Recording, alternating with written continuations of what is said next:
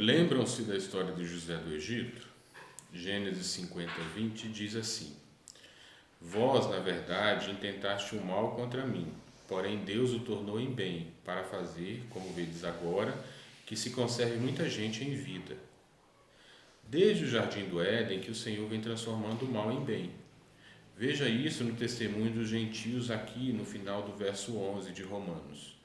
Mas, pela transgressão veio a salvação aos gentios, para pô-los em ciúmes. Ora, se a transgressão deles redundou em riqueza para o mundo, e o seu abatimento em riqueza para os gentios, quanto mais a sua plenitude.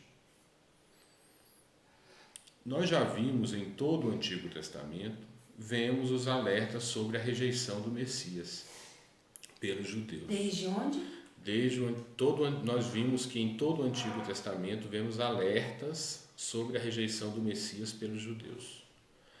Mas há um texto muito claro sobre tudo isto, em que o próprio Jesus Cristo alertou o povo antes de ser crucificado.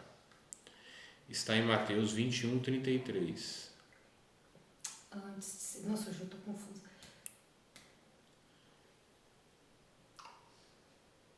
Está em Mateus, né? Está em Mateus 21, 33. Jesus disse: Atentai noutra parábola. Havia um homem, dono de casa, que plantou uma vinha, cercou-a de uma sebe, construiu nela um lagar, edificou-lhe uma torre e arrendou-a a uns lavradores. Depois se ausentou do país. Ao tempo da colheita, enviou seus servos, profetas, aos lavradores, para receber os frutos que lhe tocavam. Aluguel, né? E os lavradores, agarrando os servos, espancaram a um e mataram a outro, e a outro apedrejaram. Enviou ainda outros servos em maior número, e trataram-no da mesma sorte. Por último, enviou-lhes o seu próprio Filho, Jesus Cristo, dizendo: A meu filho respeitarão.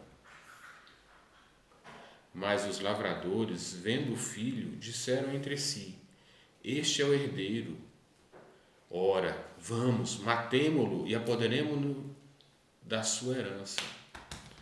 E agarrando-o, lançaram fora da vinha e o mataram. Jesus pergunta: Quando, pois, vier o Senhor da vinha, que fará aqueles lavradores? Observe a resposta dos fariseus a Jesus. Responderam-lhe: Fará perecer horrivelmente a estes malvados e arrendará a vinha a outros lavradores que lhe remetam os frutos nos seus devidos tempos. Perguntou-lhes Aluguel para outras pessoas. Perguntou-lhe Jesus: Nunca lestes nas Escrituras a pedra que os construtores rejeitaram? Essa veio a ser a principal pedra angular? Isto procede do Senhor e é maravilhoso aos nossos olhos.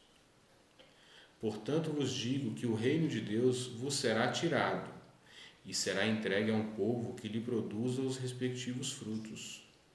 Todo o que cair sobre esta pedra ficará em pedaços, e aquele sobre quem ela cair ficará reduzido a pó. Para que eu tenho que explicar isso aí. Então presta atenção. Vou ver se eu entendi.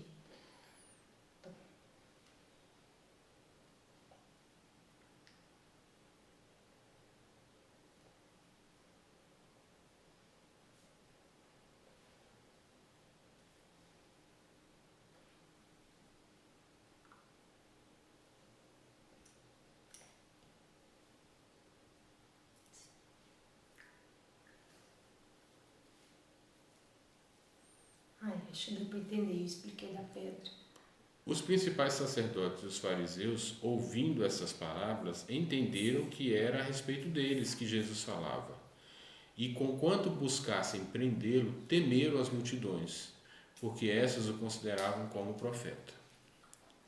Por isso, lá em Romanos, agora Paulo chama a testemunhar os gentios, Veja no vosso verso 13: dirijo-me a vós outros, que sois gentios, visto, pois, que eu sou apóstolo dos gentios, glorifico o meu ministério, para ver se, de algum modo, posso incitar a emulação, ciúme, os do meu povo e salvar alguns deles. Porque se o fato de terem sido eles rejeitados trouxe reconciliação ao mundo, que será o seu restabelecimento dos judeus, se não vida entre os mortos?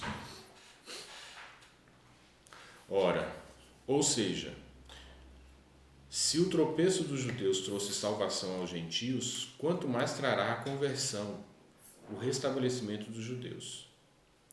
Será sempre glorioso ver um judeu sendo convertido a Cristo.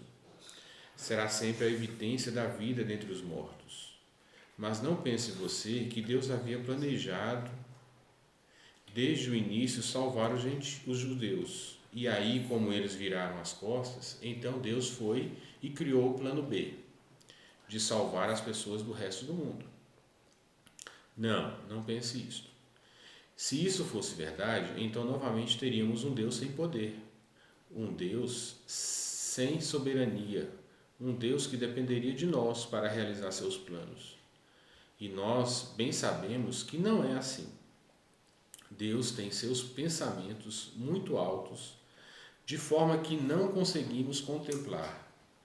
Mas com o tempo e fé percebemos que Ele age de forma justa e boa, sempre cumprindo seus propósitos eternos.